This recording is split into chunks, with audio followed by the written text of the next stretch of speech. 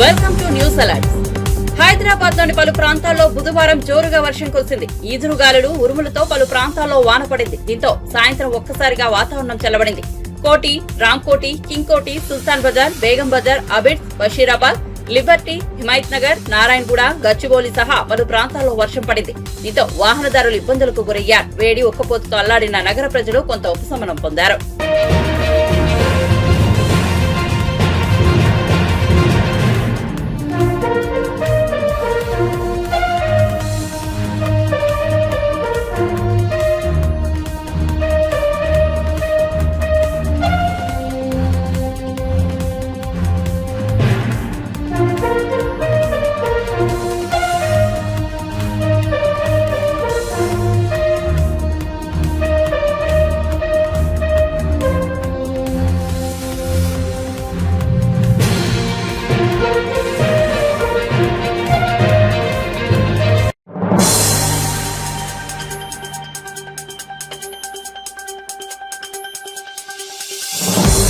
హైదరాబాద్ లోని పలు ప్రాంతాల్లో బుధవారం సాయంత్రం భారీ వర్షం కురిసింది. దీంతో పలు చోట్ల రహదారులపై వరద నీరు చేరింది. మాదాపూర్ లోని ప్రధాన రహదారులపై వర్షపు నీరు చేరడంతో పలు చోట్ల ట్రాఫిక్ జామ్ ఏర్పడింది. మాదాపూర్ నుంచి కేపీహెచ్పీ, జూబ్లీహిల్స్ నుంచి హైటెక్ సిటీ మార్గాల్లో ట్రాఫిక్ జామ్ తలెత్తింది.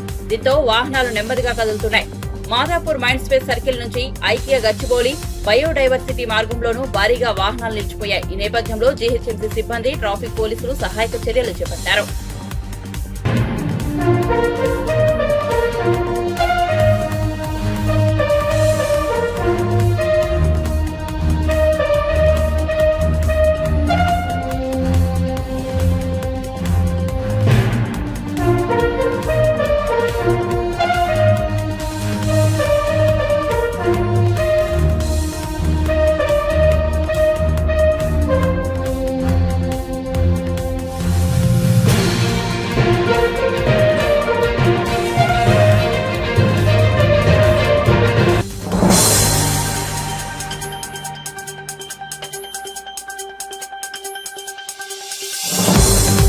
ఆంధ్రప్రదేశ్ లో ఎన్డీఏ కూటమి గెలుపుపై తెలంగాణ సీఎం రేవంత్ రెడ్డి స్పందించారు. చంద్రబాబు ప్రమాణ స్వీకారానికి ఆహ్వానిస్తే తప్పకుండా వెళ్తానని తెలిపారు.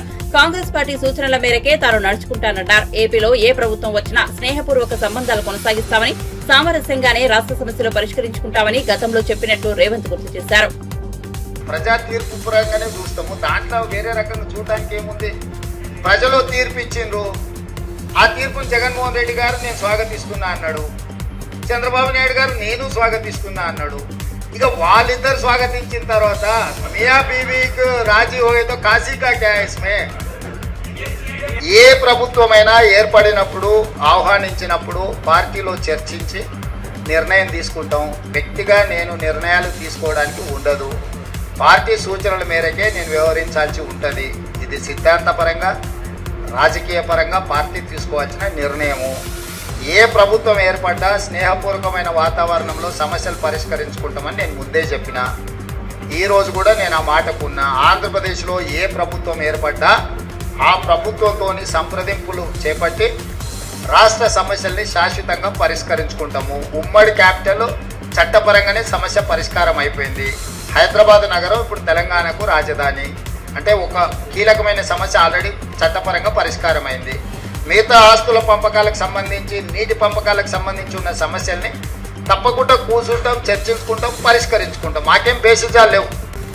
రాష్ట్రం యొక్క అభివృద్ధి, రాష్ట్రం యొక్క అభ్యున్నతి కోసము ఎవరితోనైనా చర్చించడానికి మేము సిద్ధంగా ఉన్నాం, పరిష్కరించుకుంటాం. ఇండియా కూటమిలో జాతీయ నాయకులు, ఆ కూటమిలో ఉన్న వివిధ భాగస్వాములనే ఇప్పటికి పిలిచిండ్రు. ఇంతవరకు అయితే ఆహ్వానం రాలేదు. ఏదైనా ఢిల్లీకి సూచన చేస్తే మీరు తప్పకుండా వెళ్ళారు. ఆంధ్రప్రదేశ్ రాష్ట్రానికి ప్రత్యేక హోదా మా మన్మోహన్ సింగ్ గారు ఇచ్చిండ్రు. మన్మోహన్ సింగ్ గారు ఇచ్చిన మాటకు, పార్లమెంటులో చేసిన చట్టానికి కాంగ్రెస్ పార్టీ కట్టుబడి ఉన్నదని రాహుల్ గాంధీ గారు విస్పష్టంగా ఆంధ్రప్రదేశ్కు హామీ ఇవ్వడం జరిగింది. ఇది చట్టబద్ధతతో కూడుకున్న హామీ, ఎన్నికల హామీ కాదు. అది 2014లోనే రాష్ట్ర పునర్విభజన చట్టంలో నాటి ప్రధానమంత్రి మన్మోహన్ సింగ్ గారు ఆంధ్రప్రదేశ్కు ప్రత్యేక హోదా ఇస్తామని చెప్పడం జరిగింది. నిన్న జరిగిన రాహుల్ గాంధీ గారు, మల్లికార్జున్ ఖర్గే గారు పత్రికా సమావేశంలో రాహుల్ గాంధీ గారు ఈ అంశాన్ని పునరుద్ఘాటించిండ్రు. మేము కట్టుబడి ఉన్నాము అని ఎవరికైనా ఎలాంటి శశపిశలు అనుమానాలు అక్కర్లేదు. ఆనాడు పార్లమెంటులో చేసిన చట్టానికి కాంగ్రెస్ పార్టీ కట్టుబడి ఉంది.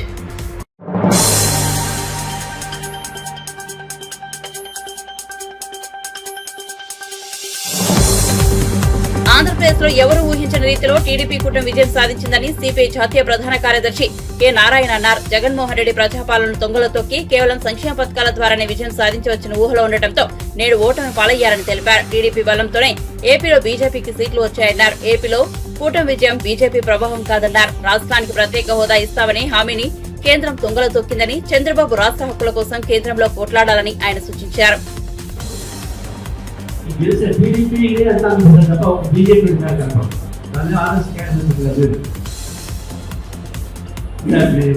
బీజేపీ కాంబినేషన్ అక్కడెక్కడ పార్లమెంట్ సీట్లు పెట్టు బీజేపీ ఇస్తే ఆ వైసీపీ బీజేపీ ఎంపీ సీట్లు అంటే వైసీపీకి వేసింది. ఆ బీజేపీకి వస్తే వైసీపీకి ఒక కళాశాలకి ఉండేది సరే ఏమైనా కానీ గెలుపు చేసినటువంటి చంద్రబాబు నాయుడికి పవన్ కళ్యాణ్కి కర్ణాలు ఇది ప్రజలు చెప్పేసి కాబట్టి మొత్తం కూడా బీజేపీతో కలిస్తే మెజారిటీ మొత్తం పోతాయని అనుకుంటా. ఇప్పుడు అది జగన్మోహన్ రెడ్డి వ్యతిరేకత ఇవన్నీ చూడకుండా ఇప్పుడు చంద్రబాబు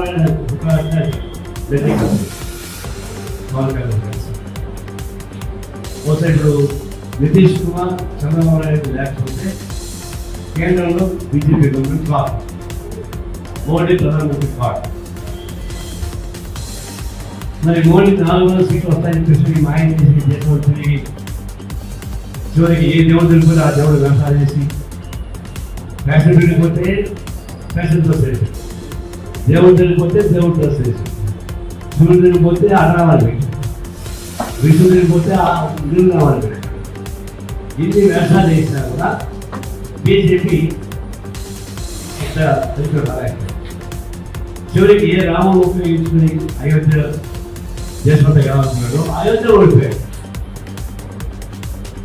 కాబట్టి ఆయన అనుసరించిన పాత్ర చాలా ఘోరమైనటువంటి పాత్ర. అభివృద్ధి కుటుంబాలను కూరుకోవడం, మతత్వాన్ని రెచ్చగొట్టడం, రాజ్యాంగ స్ఫూర్తికి వ్యతిరేకంగా మాట్లాడడం. వాస్తవానికి అయితే మొట్టమొదటి కేంద్ర పెట్టడానికి కూడింది రాజ్యాంగ వ్యతిరేక శక్తిగా కాన్స్టిట్యూషన్ మాట్లాడారు. అంత ఘోరమైనటువంటి పెద్దదాన్ని చేస్తే 15 రూపాయలు వచ్చింది.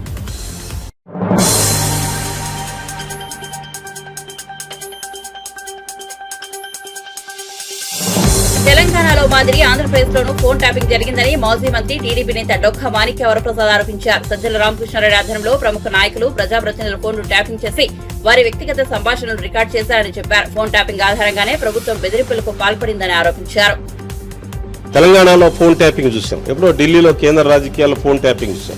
ఆంధ్రప్రదేశ్లో కూడా ఫోన్ ట్యాపింగ్ జరిగింది. ఆంధ్రప్రదేశ్లో ఫోన్ ట్యాపింగ్కి నాయకత్వం వహించిన సజ్జల రామకృష్ణారెడ్డి, నేనే దానికి ప్రత్యక్ష సాక్షి. నా ఫోన్నే ట్యాప్ చేయించాడు అతను. అతనికి ఏంటి, తనకు నచ్చిన వాళ్ళ ఫోన్ ట్యాప్ అయినా అది చెప్పడం ముఖ్యమంత్రి గారికి. తనకు ఎవరైతే టార్గెట్ ఉంటాడో అది మామూలు సంభాషణ. నాకేం కాంట్రాక్ట్ లేవు, నాకేం ఉద్యోగాలు లేవు, నాకేం బిజినెస్ లేవు, ఏదో మానవ సంబంధాలు మాట్లాడతాం. అవి కూడా వేరే పార్టీ వాళ్ళతో మాట్లాడాను అనే ఒక కారణం చేత, అకారణం అంటే అతను వేరే ప్రతిపక్ష పార్టీకి సంబంధించిన వ్యక్తితో మాట్లాడాననే ఒక కారణం పెట్టి నన్ను రాజకీయంగా అతను వేధించాడు సజ్జల రామకృష్ణ. అందువల్ల ఆంధ్రప్రదేశ్లో ఫోన్ ట్యాపింగ్ మీద విచారణ జరగాలి. చాలా మంది బాధితులు ఉన్నారు. ఫోన్ ట్యాపింగ్ అనేది నియంతృత్వానికి పరాకాష్ట. అంటే నీ పక్కన నువ్వు నమ్మట్లేదు. మానవ సంబంధాలు ఏదో మాట్లాడుకుంటారు, ఏవేవో సంబంధాలు ఉంటాయి. కనీసం గ్రామ సంబంధాలు ఉంటాయి, కుల సంబంధాలు ఉంటాయి, రాజకీయ సంబంధాలు ఉంటాయి, బిజినెస్ సంబంధాలు ఉంటాయి, రకరకాల సంబంధాలు. ఆ సంబంధాలు కూడా అనుమానించి ఆయనకి చాడీలు చెప్పి ఆయన్ని పాయిజన్ చేశాడు. సజ్జల రామకృష్ణారెడ్డి ఫోన్ ట్యాపింగ్ మీద విచారణ చేయించాలి. అతని పట్ల చట్ట ప్రకారం చర్య తీసుకోవాలని డిమాండ్ చేస్తాం. ఫోన్ ట్యాపింగ్ చట్ట ప్రకారం ఫోన్ నేనే బాధితుడు, నా ఫోనే ట్యాప్ చేశారు, నేనే దానికి సాక్ష్యం, నేనే బాధితుడిని. నన్ను జగన్మోహన్ రెడ్డి గారు దూరం చేసిందే సజ్జల రామకృష్ణారెడ్డి. ఇట్లా చాలా మంది ఉన్నారు. అతని టార్గెట్లో సజ్జల రామకృష్ణ టార్గెట్ చేశాడంటే ఫోన్ ట్యాపింగ్ పెడతాడు, పెట్టి వాళ్ళు ఇరికిచ్చి ఏదో సంభాషిస్తారు, బిజినెస్ చేసుకుంటారు. తెలుగుదేశం వైసీపీ వాళ్ళు బిజినెస్లు చేసుకోకూడదా? తెలుగుదేశం వైసీపీ వాళ్ళు వ్యాపార సంబంధాలు మాట్లాడుకోకూడదా? లేకపోతే పెళ్లి సంబంధాలు మాట్లాడుకోకూడదా? లేదా స్నేహ సంబంధాలు ఉండవా? వాటిని నేరంగా చూపించి వాళ్ళతో మాట్లాడారు అని చెప్పి కొన్ని కులాల మధ్య మాట్లాడుకోరా, కొన్ని కులాలు ఎక్స్క్లూడెడా మాటలకు కూడా, మానవ సంబంధాలు కూడా, పలానా కులం వాళ్ళతో మాట్లాడాడు, పలానా పార్టీ వాళ్ళతో మాట్లాడని సాడీలు చెప్పటం, ఇది చేయటం. Sajjala Ramakrishna Reddy is the culprit in this affair. Jaganmohan Reddy గారు ఇంత డెబికల్ రావడానికి, ప్రజలు త్రివేకరణ గురి కావడానికి అతనే ప్రధాన కారణం. వర్గీకరణ ఆల్రెడీ సుప్రీంకోర్టులో ఉంది, జడ్జిమెంట్ త్వరలో వస్తుంది. వచ్చిన తర్వాత వర్గీకరణ ఇంప్లిమెంటేషన్ కోసం, ఈ ఎస్సీ ఎస్టీల మధ్య ఐక్యత కోసం గట్టిగా పనిచేస్తాయి.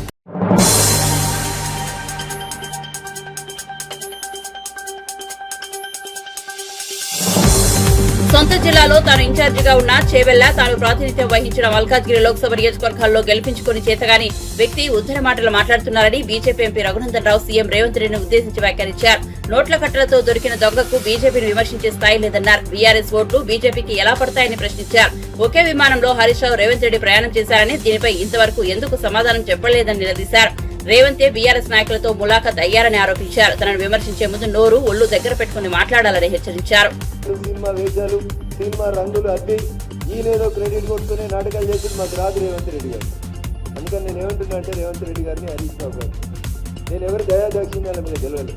మా భారతీయ జనతా పార్టీ బూత్ అధ్యక్షుల దగ్గర నుంచి మొదలుకుంటే మా మెదక్ పార్లమెంటు పరిధిలో ఉన్న ప్రతి కార్యకర్త ధన్ పెట్టి రగన్న గెలవాలని కొట్లాడితే ఆ అహంకారపూరితమైనటువంటి కేసీఆర్ కుటుంబానికి, హరీష్ రావు అనేటువంటి దుర్మార్గమైనటువంటి క్రియలకి మా మెదక్ పార్లమెంటు ప్రజలు ఇచ్చినటువంటి తీర్పు నా మెదక్ తెలుసు.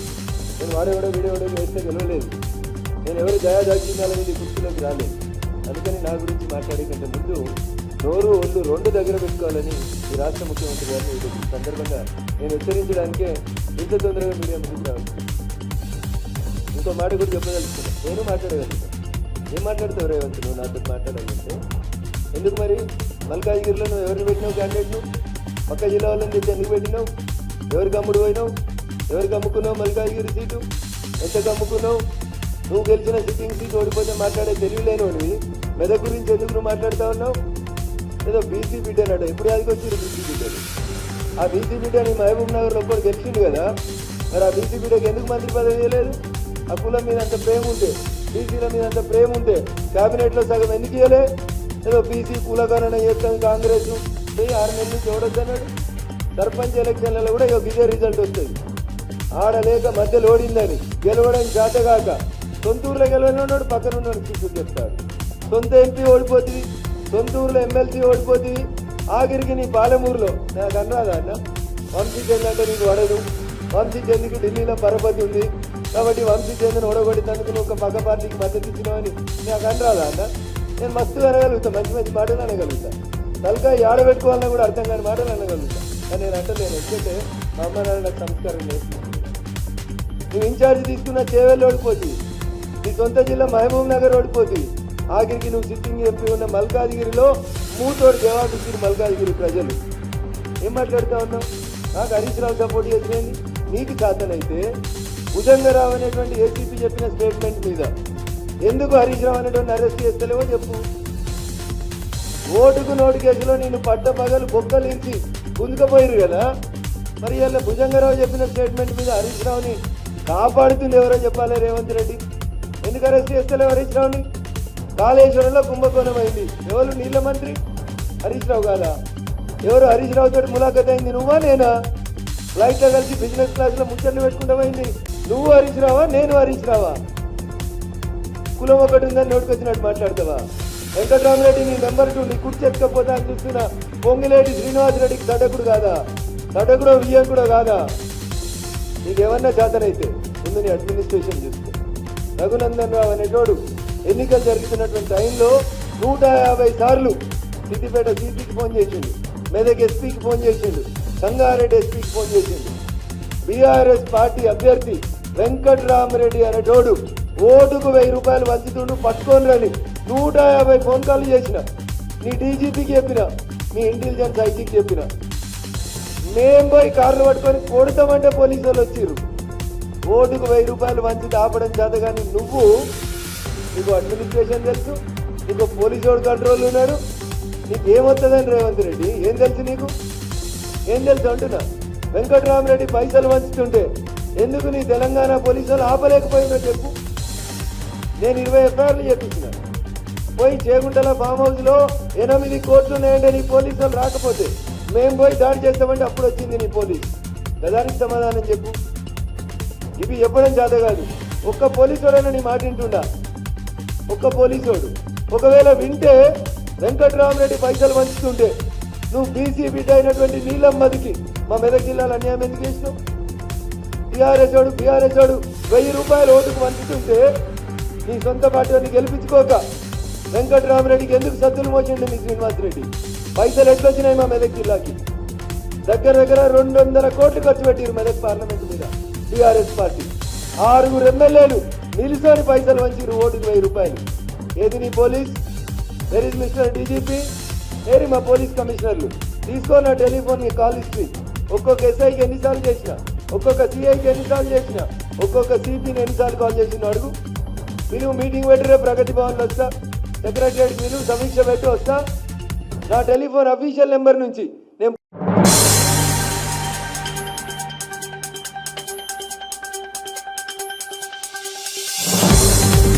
తనను ఓడించేందుకు ఎన్నో కుట్రలు చేశారని టీడీపీ నేత కోటంరెడ్డి శ్రీధర్ రెడ్డి తెలిపారు. వ్యక్తిగత ప్రతిష్ఠ దెబ్బతీసేందుకు ప్రయత్నించారని ఆరోపించారు. ఇందుకోసం 3 కోట్ల వరకు ఖర్చు చేశారని అన్నారు. కార్యకర్తలు ఎవరూ కక్ష సాధింపు చర్యలకు పాల్పడవద్దని సూచించారు. ఇక పొలిటికల్ గేమ్ ఓవర్ అని, ప్రజలే విన్నర్స్ అని కోటంరెడ్డి శ్రీధర్ రెడ్డి అన్నారు. ఒకే నియోజకవర్గంలో వరుసగా గెలిచిన 3 ఎమ్మెల్యేల వరుసలో చేరానని, వచ్చే జన్మలోనూ ఈ గెలుపు నాకు మర్చిపోలేదని అన్నారు. ఈ ఎన్నికల్లో తన వ్యక్తిగత ఆధారాలు హననం చేశారని, తన కుటుంబ సభ్యులను సైతం అవమానించారని చెప్పారు. గంజా వ్యాపారం, డ్రగ్స్, సిగరెట్లు, ఇసుక అక్రమ రవాణా, ఈ దందాలు చేసిన వైఎస్ఆర్ కాంగ్రెస్ పార్టీ నాయకులారా స్వస్తి పలకండి. అలా కాదు, కోటమిరెడ్డి శ్రీధర్ రెడ్డి చెప్పాడు కదా అంటే దాని అర్థం రాజకీయంగా మేము కక్షాదింపులు చేయమని. కానీ మా ఇష్టారాజ్యంగా మేము డ్రగ్స్, సిగరెట్లు అమ్ముతాం. పాపం అనేక కేసుల్లో, అనేక ప్రాంతాల్లో డ్రగ్స్, సిగరెట్ దొరికే పరిస్థితి నాడు ఈ 14 ఏళ్ళు ఎక్కువైనాయి. మీరు బాగా గమనించారు. ఇది చేసేది ఎవరంటే వైఎస్ఆర్ కాంగ్రెస్ పార్టీ ముఖ్యమైన నేతలు, కొంతమంది ముఖ్యమైన నేతల కుమారుడు కూడా అలాంటి వాళ్ళు మాత్రం ఫుల్ స్టాప్ పెట్టండి. అది ఫుల్ స్టాప్ పెట్టడం అంటే మేము క్రికెట్ బెట్టింగులు చేస్తాం, పేకాడ క్లబ్బులు నిర్వహిస్తాం, ఇసుక అక్రమ రవాణా చేస్తాం, క్వాడ్జ్ అక్రమ రవాణా చేస్తాం, డ్రగ్స్, సిగరెట్లు అమ్ముతాం, గంజాయి సిగరెట్లు అమ్ముతాం, భూదందాలకి పాల్పడతాం అని వైఎస్ఆర్ కాంగ్రెస్ పార్టీ నాయకులు తమ పందాన్ని కొనసాగిస్తే చట్టం తన పని తాను చేయటం కాదు, చట్టం తన పని చాలా కఠినంగా చేస్తుంది. చట్టం దాని పని చాలా కఠినంగా చేస్తుంది. ఒక్క చట్టమే కాదు, మీరు చట్ట వ్యతిరేక కార్యకలాపాలకు పాల్పడకుండా పద్ధతిగా మీరుంటే మీ జోలికి ఎవరు రాదు. కానీ ఈ యొక్క అక్రమాలే కాకుండా సోషల్ మీడియా ఒకటి ఉందని ఇష్టారీతిగా పోస్టింగ్లు పెట్టే వైఎస్ఆర్ కాంగ్రెస్ పార్టీ నాయకులారా, దానికి స్వస్తి ఈ నిమిషంతోనే పలికే ఉంటారు. నాకు తెలిసి నిన్నటి విజయం మీ గుండెలు అదిరించి ఉంటుంది. ఆ విషయం నాకు కూడా తెలుసు. రాత్రి వేళ మీకు నిద్ర కూడా పట్టి ఉండదు. ఆ విషయం కూడా నాకు తెలుసు. కానీ ఈ రాత్రికి ప్రశాంతంగా నిద్రపోండి. నేను ఎవరిని వేధించను, ఎవరిని ఇబ్బంది పెట్టను. కానీ అందులో ఒక క్లాస్ చట్ట వ్యతిరేక కార్యక్రమాలకి మీరు పాల్పడుతుంటే మీ జోలికి రావు. అలా లేదు, మేము పాల్పడతామంటే చట్టం కఠినంగా చేయటమే కాకుండా ఏదైతే కోటమిరెడ్డి శ్రీధర్ రెడ్డి కూడా అలాంటి విషయాల పట్ల మీ పట్ల కఠినంగా ప్రవర్తిస్తారు. ఇష్టారీతిగా సోషల్ మీడియా పోస్టింగ్లు పెట్టినా రాజకీయంగా మాట్లాడండి, తప్పులేదు, స్వేచ్ఛ ఉంది. కానీ స్వేచ్ఛ ఉందని కొన్ని యూట్యూబ్ ఛానల్స్ ఉన్నాయని మనం ఏమిస్తే అది వారి సీనియారిటీ ఎంత, వారి నాయకత్వ స్థాయి ఎంత లేకుండా ఏకంగా వారు మాట్లాడి 22 నిమిషాలు మొత్తం ఇస్తున్నారని చెప్పని ఎగిరిగిరి పడ్డారే, అది ఇక ఆపండి. అది కానీ చేస్తే, ఆ చట్ట వ్యతిరేక కార్యక్రమాలు చేస్తే డ్రగ్స్, సిగరెట్ అమ్మే వాళ్ళని వదలం, గంజాయి వ్యాపారం చేసే వాళ్ళని వదలం, ఇసుక అక్రమ రవాణా, బని అక్రమ రవాణా చేసేవాళ్ళని, పేకాట క్లబ్బులు నిర్వహించే వాళ్ళని, క్రికెట్ బెట్టింగులు పాల్పడే వాళ్ళని, అదేవిధంగా కిరసనాయిల్ అక్రమ రవాణా చేసేవాళ్ళని కూడా, ఎందుకంటే కొంతమంది వైఎస్ఆర్ కాంగ్రెస్ పార్టీ నాయకులు పెట్రోల్ కిరోసిన్ ఏదైతే అక్రమ రవాణాకు పాల్పడుతున్నారు వారిని మాత్రం వారు మానుకుంటే ఓకే. మీరు గతంలో చేసి ఉండొచ్చు, ఇప్పుడు సాగు.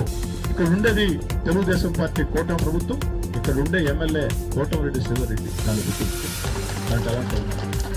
అదేవిధంగా దళితుల భూములు ఆక్రమించిన వైఎస్ఆర్ కాంగ్రెస్ పార్టీ నేతలారా వెంటనే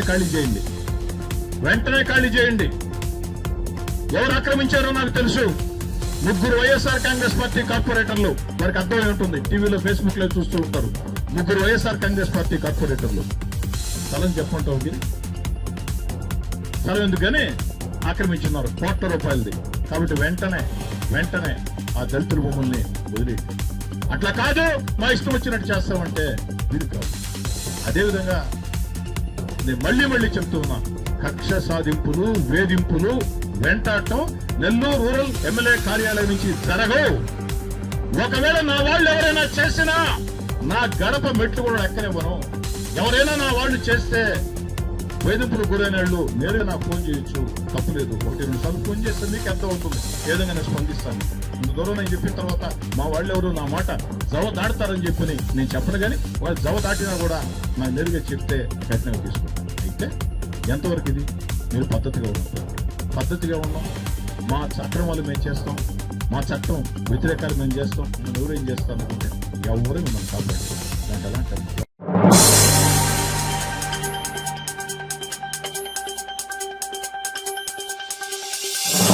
అహంకారమే వైఎస్ఆర్సీపీని ముంచేసిందని సినీ నటుడు పృథ్వీ అన్నారు. ఎన్నికల్లో ఫ్యాన్ రెక్కలు విరిగిపోయాయని దాన్ని శ్మశానానికి తీసుకెళ్తారని ఎద్దేవా చేశారు. విజయం సాధించిన టీడీపీ, జనసేన నేతలకు పృథ్వీ తీసుకెళ్తున్నారు. ఈ రోజున ఎక్కడ చూసినా అదే ఉంది.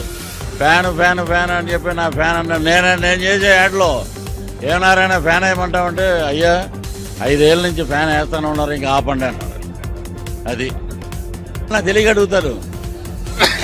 అవ్వతాతలు ఏమయ్యారు, ఆటో రిక్షా వాళ్ళు ఏమయ్యారు, నేనేమో పిల్లలకి బడికి పంపిస్తాను, నా పిల్లలు ఏమయ్యారు, నా అక్క చెల్లెలు ఏమయ్యారు. ఏమో సజ్జల రామకృష్ణారెడ్డి 9వ తారీఖు ప్రమాణ స్వీకారం అన్నారు. నాకు ఎక్కడో కనపట్లే, ఎక్కడండి ప్రమాణ స్వీకారం. వీళ్ళు ఏమన్నా కొత్తగా పార్టీ పెట్టి ఏమైనా ప్రమాణ స్వీకారం చేస్తున్నారా?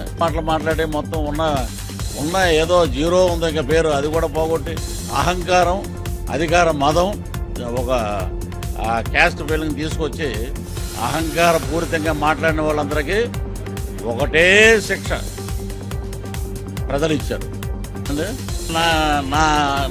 నా రివెంజ్, నేను ఏదైతే అనుకున్నాను వెంకటేశ్వర స్వామి దగ్గర, అది దేవుడు తీర్చాడు.